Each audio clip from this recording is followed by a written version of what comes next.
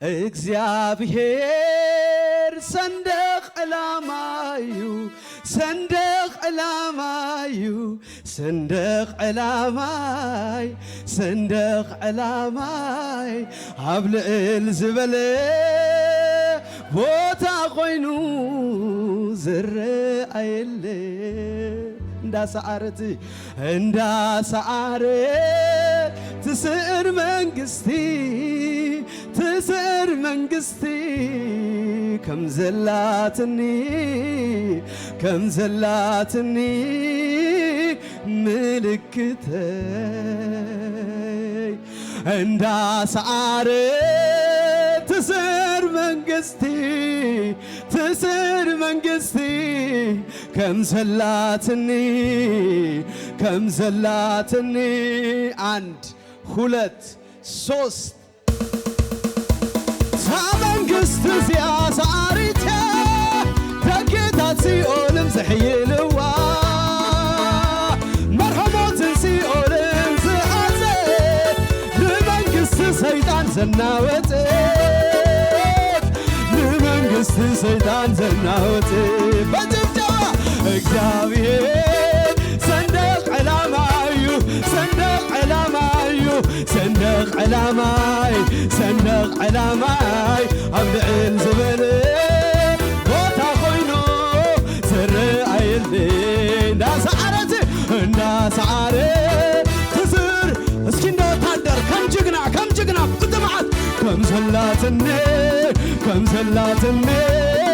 ምልክተይ እንዳሰዓረት ትስር መንግስቲ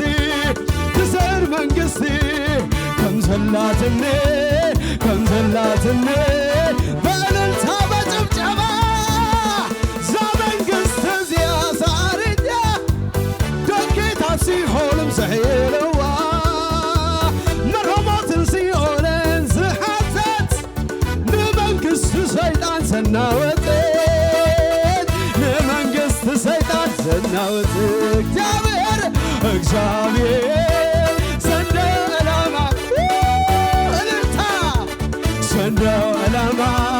ሰንደቅ ዓላማይ ኣብ ልዕል ዝበለ ቦታ ኮይኑ ዝረአየለ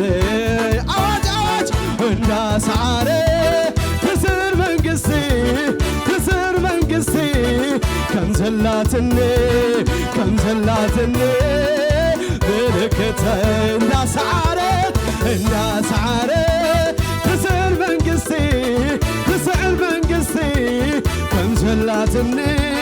ከም ዘላትኒ ምልክተይ እስኪ ናይ መወዳእታ እግዚአብሔር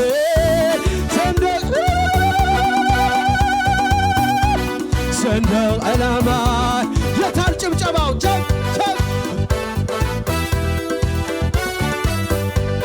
እዳው ዘለዎ እግዚአብሔር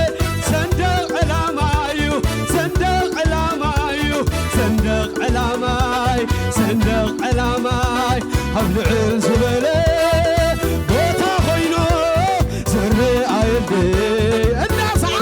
እንዳሰዓረት ትስዕር መንግስቲ